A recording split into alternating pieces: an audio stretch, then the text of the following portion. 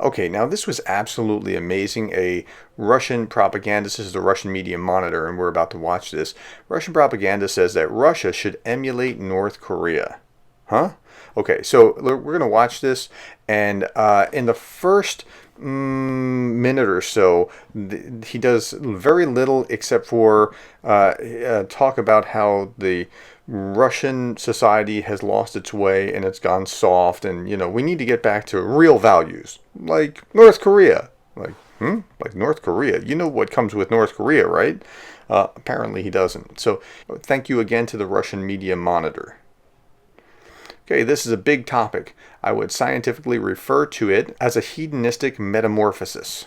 What does it mean? Do you remember what happened in 1991? Globalization entered the space where people suddenly shed the shackles of social politics, of a social state, as a thought system, as a worldview. Where did they rush to? Where someone pointed them to, and off it went. They got where they were going and found emptiness, cold, ringing emptiness, and the stench of death. Okay, well, in fairness, they just left Soviet Union or Soviet thinking and the stench of death that was there, which was controlled by the government stench of death, and they're looking into something else. Now, they didn't find Western capitalism. They didn't find the kind of society that America is. What they found was essentially a mafia state, because it was kind of Wild West. They didn't understand what to do with it exactly, and they got kind of an imposter capitalism, not capitalism as such. When hedonism, the riches and pleasure, became the system of a nation's ideological thinking, we saw how these people quickly digested themselves. There was nothing left. And so that's a fair point, right? Like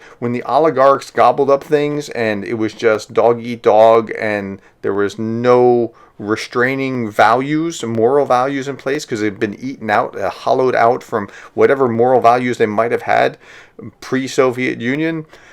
Well, it was kind of a bad scene. The guidelines and values were gone. The elites suddenly saw a different life. They saw another world which was more attractive. Well, yeah, another world other than the USSR. Pretty much any other world is more attractive. They got the wrong one. They got an imposter to capitalism, and they didn't have democratic values in any meaningful way like what we experience in the United States. But something other than the USSR was more attractive, surprise, than the one where they were languished in the Soviet years. I mean languished in quotation marks. It only seemed that way at the time. No, it really was that way. There really was oppression. And to the point, the Russians are re-Sovietizing. The Ukrainians and Russians started at the same point in 1991 and started really going very different ways, where the Ukrainians experienced corruption, no doubt, but they were trying to become more and more European. The Russians experienced corruption, even more corruption than the Ukrainians, statistically even more corruption, and they're re-Sovietizing in the process.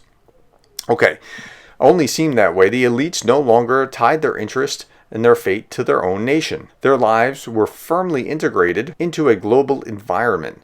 This was shell shock. I've written about this. They thought that a social state and our country are not important. They entered another world. They rushed to Britain. 500,000 Russians live there. These are mainly rich people. Before the broadcast, I looked at the statistics. This year, the number of rich people who left Russia is beating all the records. Well, there's a reason for that. You just declared mobilization, and they're trying to get out because they don't want to fight in this absurd war. Anything that is the middle class and above is running away from the country.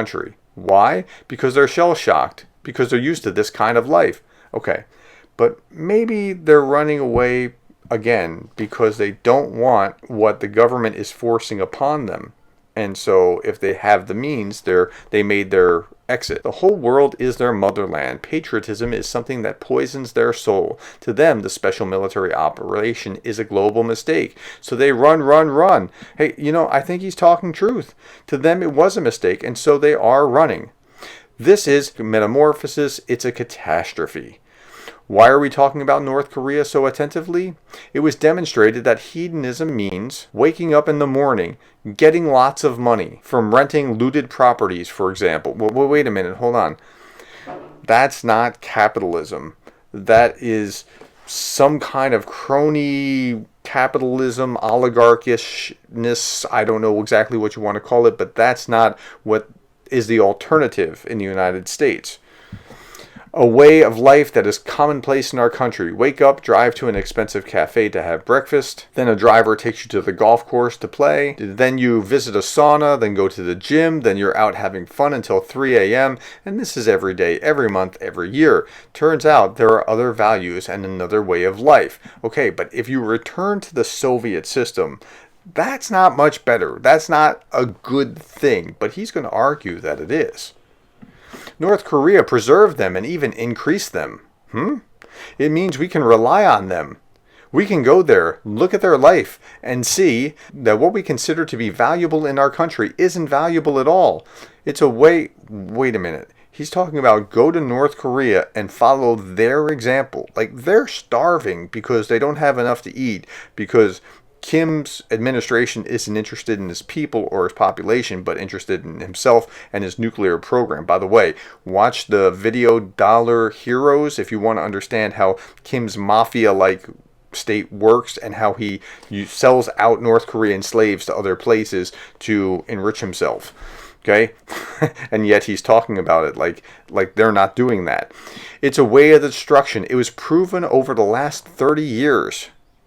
What was forced upon us is a road to nowhere. You can't live this way. It causes people to deteriorate. We can see the deterioration of our country because it still can't revive its values. But those values were terrible values. And to revive that would be a catastrophe, worse than the catastrophe where they are right now. We don't have an opportunity to honestly say we don't want to live this way. What? We don't need this savage capitalism. Well, and that's actually a good term. What they have is a savage capitalism, an unfettered capitalism, and that's not what they should have, and that's not what we espouse in the United States. There are some things tethering capitalism down from being capitalism with a gun, which is kind of what you have there. We need a normal, full-fledged social state that has normal values, and what they mean is the values in North Korea. Isn't that amazing? These are those values North Korea is offering them. We've been chuckling at North Korean state, but it turns out it isn't funny. Turns out we should laugh at ourselves.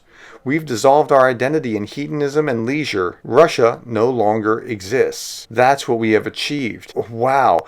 So I agree with much of what he's saying about how their brand of capitalism with a gun, this mafia state that Russia has become, is bad. But going back to become more like North Korea, that's his solution. And he concludes with this: but now is our chance, and all will be well. If they do what? If they go and become more like North Korea. That's what he was arguing. It's absolutely amazing. You can't make this stuff up. All right. Tell me what you think in the comments below. I'd love to hear, this is what's being put on Russian TV, and the people that listen to Russian TV most are the older bracket, those that remember and very often fondly remember the Soviet days, the 60 and up kind of club.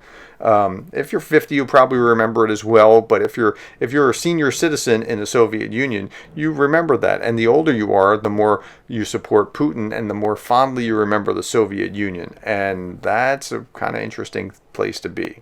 All right. Thank you for the likes, the shares, the subscribes, the coffees, and thank you for being the kind of person that cares about Ukraine. I'll be back tomorrow. Hope you will be too.